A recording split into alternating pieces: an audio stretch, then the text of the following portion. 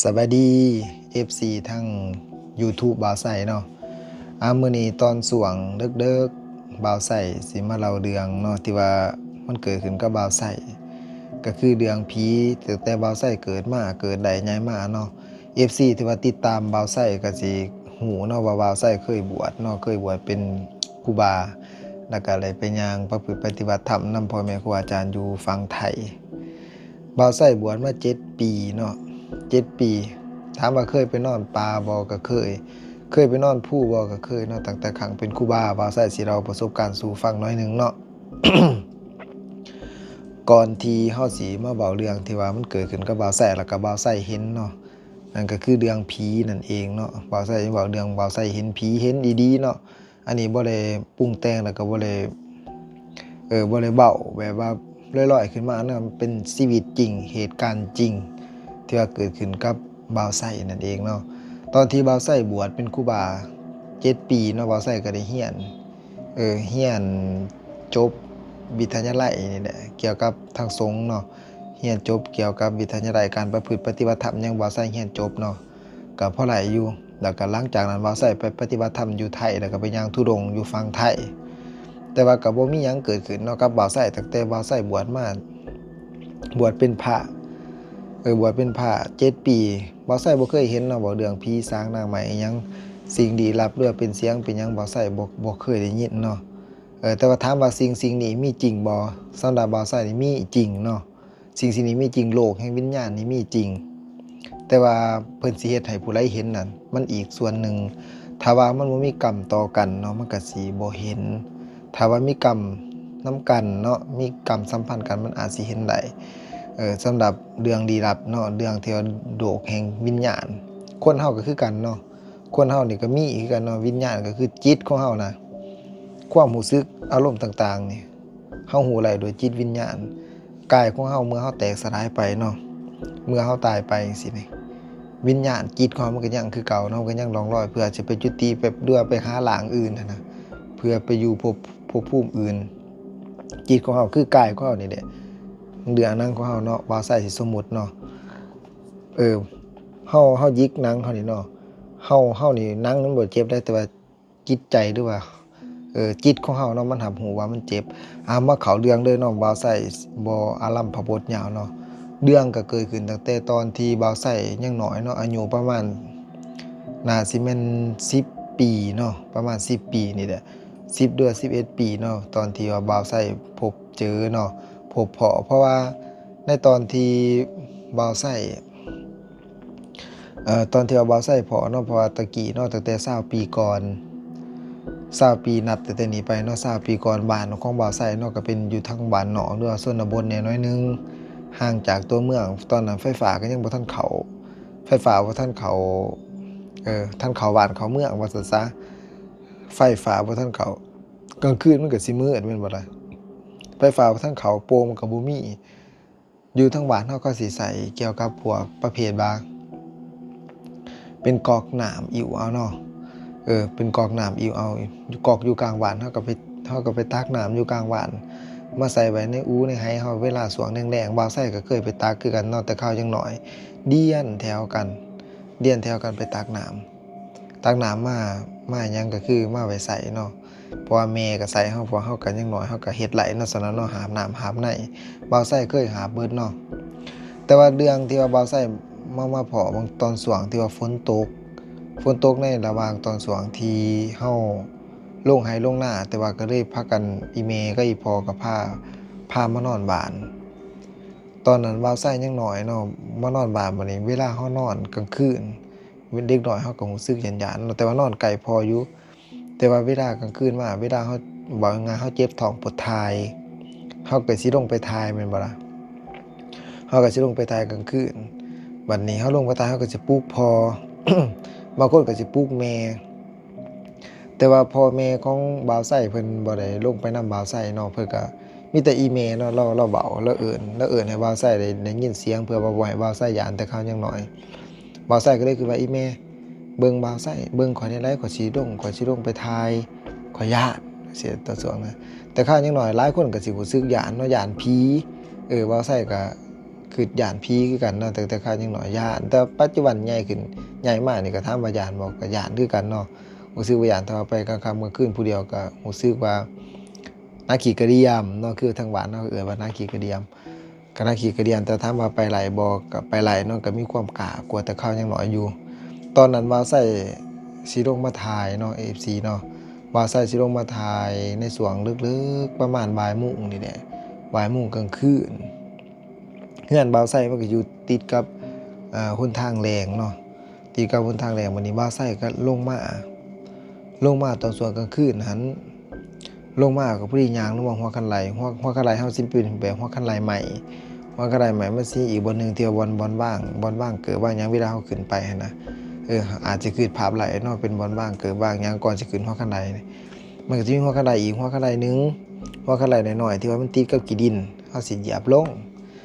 บัดนี้บ่าวไส้ก็ย่างลงมาหอนหัวคันไลบ่อนที่ว่าเฮาใส่บ่อนที่ว่าเฮาวางเกิดใบบ่าวไส้ก็เลยใส่เกิบหลังจากที่บ่าวไส้ใส่เกิบแล้วเนาะบ่าวไส้ใส่เกิบบ่าวไส้ก็สิลงไปก็เฮาเจ็บท้องผู้ทายเนี่ยเฮาก็สิลงไปตีนหนึงบ่าวไส้เนาะบ่าวไส้กำลังเหยียบคันไดขั้นสุดท้ายแล้วก็อีกตีนหนึงบ่าวไส้ก็เหยียบขี้ดินเนาะแล้วก็แนมไปทางข้างบัดนี้แนมไปทางข้างเฮือนถ้าข้างเฮือนบัดนี้บ่อนเฮือนเนาะสายค่าถ้าฝนเอิ้นว่าสายดินเนาะเวลาฝนตกมันก็สิดินลงบัดนี้พ่อกับแม่พ่อแม่เพิ่นก็เอาพ่อแม่เฮาเพิ่นก็สิเอาอันนั้นมาโตงน้ำเนาะกะฟุ้ยโตงน้ำหั้นนะกะฟุ้ยโตงน้ำเพิ่นก็สิมีแบบเพิ่น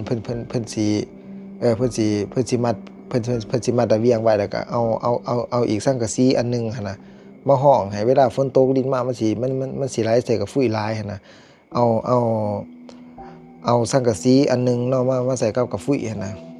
ใส่กับกะฟุ้ยหรือว่าใส่กับอันนั้นแอ่งน้ำหรือว่ากระถังหับน้ำว่าง่ายสำหรับบางคนบางเทื่ออาจสิบ่จักกะฟุ้ยเนาะ